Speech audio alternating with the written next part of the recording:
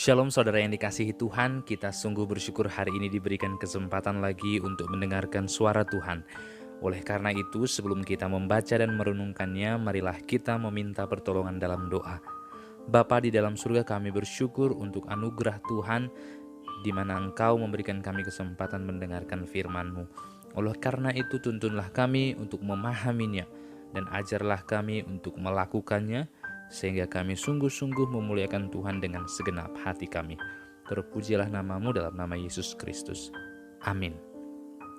Firman Tuhan hari ini diambil dari Roma pasal yang kelima ayat yang ke-7 dan 8. Sebab tidak mudah seorang mau mati untuk orang yang benar, tetapi mungkin untuk orang yang baik ada orang yang berani mati. Akan tetapi Allah menunjukkan kasih-Nya kepada kita, oleh karena Kristus telah mati untuk kita ketika kita masih berdosa. Saat kita memikirkan ayat ini secara perlahan-lahan, maka kita akan melihat bahwa yang dimaksudkan oleh Paulus adalah mungkin aja ada orang yang mau mati karena membela orang benar. Tapi itu pun susah sekali. Pasti itu berat dilakukan. Atau mungkin kalau ada orang yang mati demi orang yang baik, itu pun mungkin dapat terjadi. Tetapi Paulus membedakan kedua hal ini. Yang pertama, ada orang yang mau mati untuk orang benar, dan ada juga yang mau mati untuk orang baik, dan ada juga orang yang mau mati untuk orang berdosa. Untuk orang benar saja, untuk orang baik saja, seseorang itu sudah merasa berat ketika ia harus mati bagi orang itu. Bagaimana mungkin dia mau mati bagi orang yang berdosa?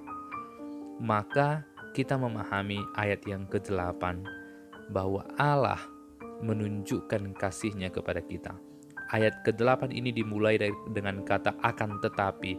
Artinya Paulus ingin membedakan bahwa orang-orang lain mungkin mau mati demi orang benar. Tetapi artinya apa?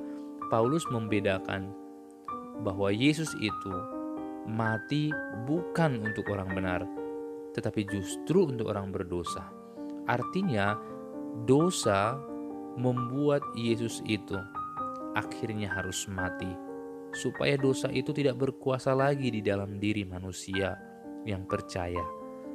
Artinya orang yang berdosa ini harusnya sangat bersyukur kepada Tuhan yang mau mati bagi mereka.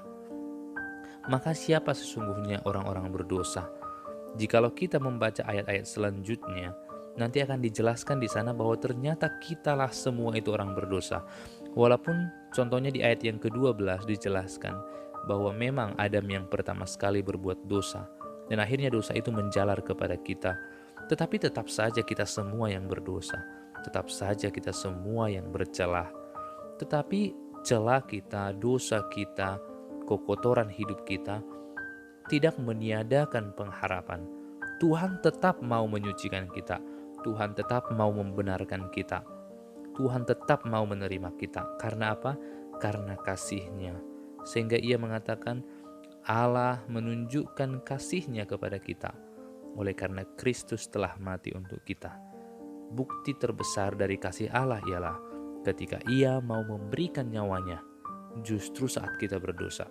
Saat kita berdosa, saat kita menyukai dosa itu, saat kita meninggalkan Tuhan, justru di situ Tuhan memanggil kita untuk meninggalkan dosa itu, untuk bertobat sungguh-sungguh. Itulah kasih-Nya. Ia menegur kita, Ia membawa kita kembali, dan Ia mati untuk kita. Kasih-Nya begitu besar, dan harusnya kita mengasihi Dia dengan sepenuh hidup kita. Jikalau kita sadar akan kasih ini, maka kita juga akan mengasihi orang lain. Kita juga akan mau mengampuni kesalahan orang lain. Kita juga akan mau mengampuni apa yang selama ini telah dilakukan orang banyak salah terhadap kita. Kita akan bisa melupakan. Kita akan bisa menanggalkan. Kita akan bisa melepaskan semua masa lalu yang membuat kita selama ini terus dibayang-bayangi rasa sakit hati. Jikalau kita telah menerima pengampunan dari Tuhan Yesus, maka kasih Allah terbesar ialah bukan saat kita punya harta yang banyak. Kasih Allah terbesar bukan saat kita punya keluarga yang baik-baik saja. Kasih Allah yang terbesar bukan hanya karena kita mendapatkan apa yang kita cita-citakan. Kasih Allah yang besar bukan karena kita sehat-sehat sampai sekarang, tetapi kasih Allah yang terbesar karena Yesus mati bagi kita. Yang awalnya kita berdosa, kini kita sudah ditebus. Maka kita dapat datang kepada Tuhan, memuji Tuhan, menyembah Tuhan sungguh-sungguh, melakukan kehendak Tuhan. Itulah bukti kasih kita. Oleh karena itu, sungguh-sungguhlah melakukan kehendak Tuhan, karena ternyata kita adalah orang-orang benar yang sudah ditebus oleh Dia. Terpujilah namanya kekal selamanya. Dalam nama Yesus. Amin. Mari kita berdoa. Bapa dalam surga, terima kasih untuk firman-Mu. Biarlah kami sungguh-sungguh percaya kepada Yesus yang mati dan bangkit bagi kami, yang menebus dosa kami, yang membuat kami menjadi orang benar, yang membuat kami layak di hadapan-Mu. Terpujilah Engkau, ajarlah kami untuk mengasihi saudara-saudara kami. Di dalam nama Yesus Kristus kami bersyukur dan berdoa.